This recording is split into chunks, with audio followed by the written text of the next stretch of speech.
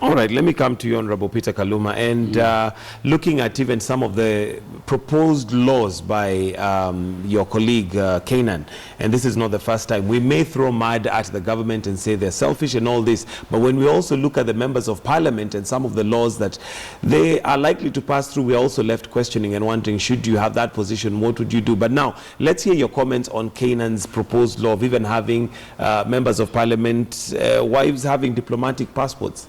What would drive an agenda like that? Yeah, I've not read at the law, at the bill proposed. So I must tell the nation that I'm talking from, you know, the basis of what you've read in the media. I've read in the media or I've heard in the media. But let me say that it is not in all cases where members of parliament just sit to think about themselves. In fact, I've said here before that there is so much members of parliament do for, in fact, invariably, all that we do are in the interest of the nation. Senator Kajwang was talking a short while ago about is to do business. Do you know, just recently we passed the new companies law. We passed the laws relating to, you know, registration of businesses and how expeditious, you know, those processes can be. We passed consequential amendments to laws related to how to establish and run businesses. Of course, about 21, you know, laws all touched and brought together. So you see a situation in which, you know, Parliament is doing so much that is not just geared towards self-interest. I wanted to request the people of Kenya, and more particularly the media, let us avoid a situation where we portray leaders as negative throughout.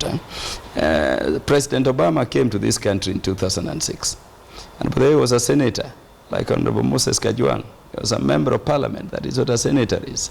You saw the state resources that accompanied him here in 2006, not the last time he was around here. A state, you know, hired, you know, plane with an entourage of media and all other people. So look at the investment around the leadership of world, I mean countries which have grown. Obama was here as president the other day. But as the media, we cannot portray something that is not there. We're merely reporting what is there. You know, you've made people to believe, for instance, that a member of parliament earns so much. There is nothing to earn in parliament. In fact, let me tell Kenyans, if you want to make money, don't go to parliament. Kaluma, those are just facts and figures. We have not exaggerated anything that is not there. And by the way, the current parliament earns half what the 10th and 9th parliament was earning. You know, you've not exposed this.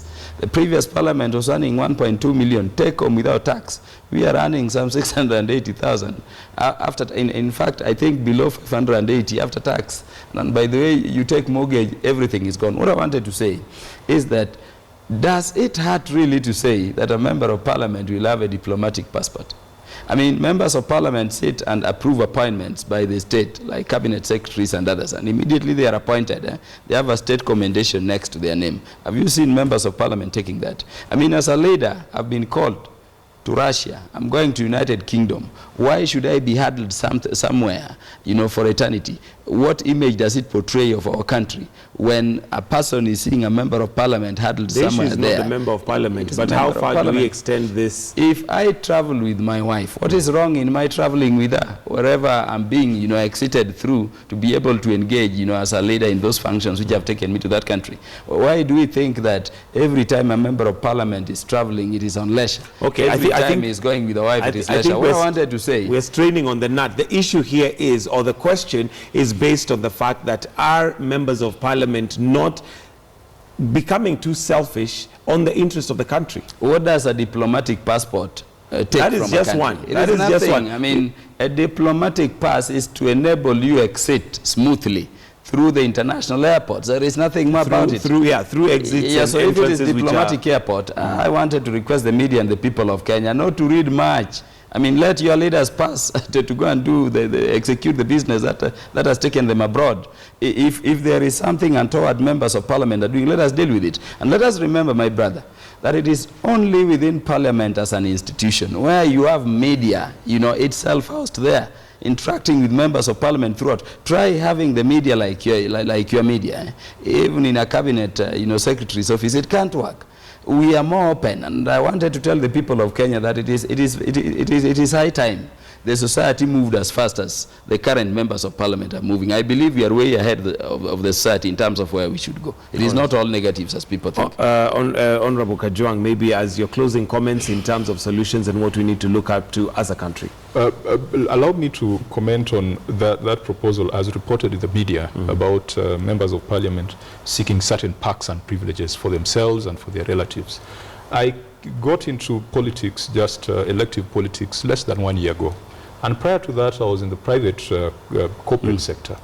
And I interacted with CEOs and chairs of boards of companies that controlled funds bigger than 3, 4, 5 counties that we have today. And one, which I will not give a name, I was impressed by the humility and simplicity of the gentlemen who ran that company that had a series of investments cutting across insurance, banking, logistics, etc. They drove themselves to work every day. They didn't walk around with armed guards, and they exited and entered the country using a passport just like ours. And when I went into politics, all of a sudden, I went back to visit them with an armed guard and a chauffeur and with all this Mheshimiwa air around me.